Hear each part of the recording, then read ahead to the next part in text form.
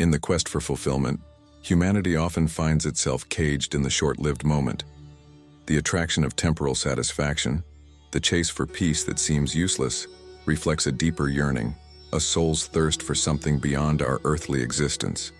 This is the problem we explore, drawing upon the insights of C.S. Lewis and his classic book, Mere Christianity, whose wisdom transcends and pierces the heart of the eternal. If I find in myself desires which nothing in this world can satisfy, the only logical explanation is that I was made for another world. These words by Lewis are not a mere reflection, but a revelation. We are by nature beings of desire, constantly seeking fulfillment in a world that is, by its very nature, incapable of providing it. The realization that our desires are signposts, guiding us towards our true homeland, beyond the tangible. Diving deeper into the essence of our being, Lewis asserts, God cannot give us happiness and peace apart from himself because it is not there. There is no such thing. This statement is a profound acknowledgement of the source from which true joy and peace come. Fragmented by the pursuit of fleeting pleasures, this insight serves as a light, illuminating the path to genuine fulfillment, a call to shift our gaze from the transient to the eternal, from the creation to the Creator, for in him alone lies the peace and happiness we so ardently seek. Lewis compels us to reconsider our aims with the words, "Aim at heaven, and you will get earth thrown in. Aim at earth, and you will get neither." This is not merely a counsel of spiritual aspiration, but a principle of life that redefines our priorities and pursuits. It challenges us to elevate our eyes, to set our sights on God, for in doing so, we find not only the fulfillment of our heavenly aspirations, but also the enrichment of our earthly life. A paradox that underlines the journey of faith, a journey that promises the most when we seek not the rewards of the world, but of the divine. In embodying these principles, the believer becomes a testament to the transformative power of an eternal perspective.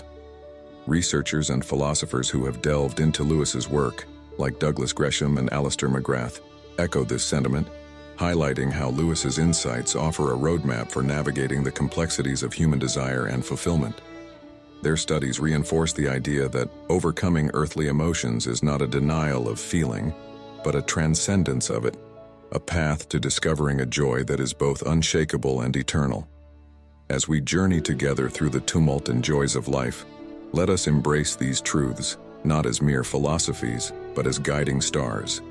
In them lies the promise of a peace that surpasses understanding and a joy that is both infinite and intimate. Let this be our collective pursuit, our shared journey towards Jesus, for in aiming at heaven, we find not only the essence of our true desires, but the very heart of life itself. Let this reflection serve as a call to action, a motivational beacon urging us to align our desires with the eternal, to seek peace in Jesus, and to aim our aspirations beyond the stars. In doing so, we do not just traverse the path of fulfillment, we illuminate it for others, becoming beacons of hope and fortitude in a world yearning for true satisfaction. From a psychological standpoint, especially for young adults navigating life's complexities, several practical insights emerge from C.S. Lewis's quote, "If I find in myself desires which nothing in this world can satisfy, the only logical explanation is that I was made for another world." This is a search for meaning and purpose, and calls for an existential perspective. Explore life's essential values, pursuing a purpose beyond oneself. This might mean seeking careers, relationships, and hobbies that align with deeper values and contribute to a sense of purpose through God, as we know material things will never fulfill us. Intrinsic motivation suggests that engaging in activities for their own sake, because they are interesting, true, good, and genuinely satisfying, are more fulfilling than extrinsic motivations, which involve doing something for mere external rewards. You can benefit from focusing on what genuinely interests you as God's plan for you, rather than what is expected or rewarded by society like money, fame, or power, and remembering, none of those will ultimately satisfy us. Acceptance and commitment therapy teaches us to accept what is out of our personal control while committing to action that enriches life, understanding and accepting that not all desires can be satisfied. Letting God take over can lead to a more meaningful pursuit of what truly matters. The quote by C.S. Lewis, "God cannot give us happiness and peace apart from himself, because it is not there. There is no such thing," touches upon several deep themes: the pursuit of happiness, the nature of peace, and the relationship between the divine and human fulfillment. Implicit in the quote is a critique of materialism and the pursuit of happiness through external means. It aligns with the idea that material goods and worldly achievements cannot fully satisfy human longing. Several works in literature echo the themes found in Lewis's quote, exploring the pursuit of happiness, the nature of fulfillment, and the human-divine relationship. Here are a few. Dante's masterpiece, The Divine Comedy, is a profound exploration of the human soul's quest for love and redemption, ultimately finding peace and happiness in the presence of God, not unstable feelings.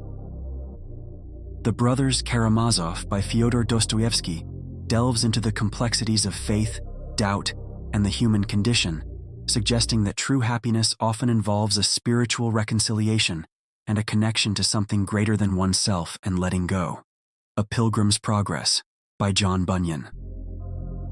This Christian allegory, one of the most significant works of religious English literature, follows the journey of Christian from his hometown, the city of destruction, this world, to the celestial city, heaven, atop Mount Zion.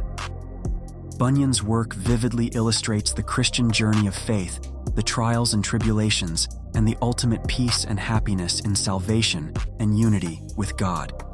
And of course, there's Confessions by St. Augustine. In this autobiographical work, Augustine reflects on his life in search of the meaning of existence and his journey toward conversion to Christianity. He famously states, "Our heart is restless until it rests in you, O Lord," encapsulating the idea that attachments and desires will leave us empty if we love things more than the one who made them, a theme resonant with Lewis's quote, "Aim at heaven, and you will get earth thrown in. Aim at earth, and you will get neither." This quote encapsulates a profound philosophical principle. By setting our sights on higher, transcendent goals, we not only achieve those lofty ambitions but may also gain the worldly or material benefits along the way. However, if we only focus on immediate worldly goals, we might fail to achieve either the higher purpose or even the worldly ones to their fullest extent. This principle aligns with several core ideas from ancient philosophy, particularly with the thoughts of Socrates, Plato, and Aristotle, among others. Marcus Aurelius and Epictetus emphasized living in accordance with virtue and reason, which they saw as the path to true happiness. They believed that external circumstances were beyond our control and that true contentment comes from living a life of virtue in accordance with nature and reason. Lewis's quote resonates with this Stoic principle. By aiming for the higher virtues, one secures a grounded and contented life, essentially getting earth thrown in. Plato distinguished between the world of appearances and the world of forms, with the latter being the realm of perfect and eternal ideals, like truth, beauty, and goodness. He argued that by focusing on these higher ideals, individuals could lead more fulfilling lives. In the allegory of the cave from the Republic, Plato illustrates how people can be trapped by illusions, shadows on a wall, believing them to be reality. Only by turning away from the shadows, aiming at earth, and toward the light, aiming at heaven, can one see the true forms and achieve enlightenment.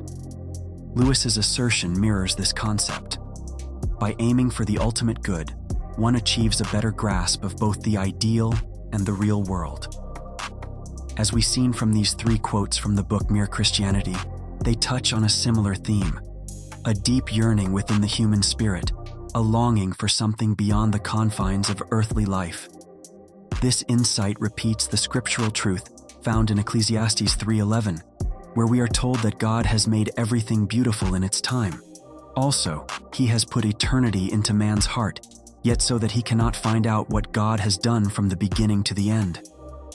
The call to set our hearts on things above, not on earthly things, Colossians 3:2, This perspective does not diminish the value of our earthly lives, but rather reframes it, suggesting that by prioritizing our spiritual journey and relationship with God, we inadvertently may enrich our earthly experience. For modern adults, Lewis's observation serves as a call to seek fulfillment, not in the fleeting treasures of this world, but in the promise of the world to come. It is a reminder that our careers, relationships, and material possessions, while important, do not define our ultimate purpose. Instead, we are encouraged to cultivate a relationship with God, whose eternal love offers true satisfaction and peace. In embracing our heavenly citizenship, we find the strength to navigate life's challenges with grace and the hope of eternal glory. Thank you for watching Making a Saint. Subscribe.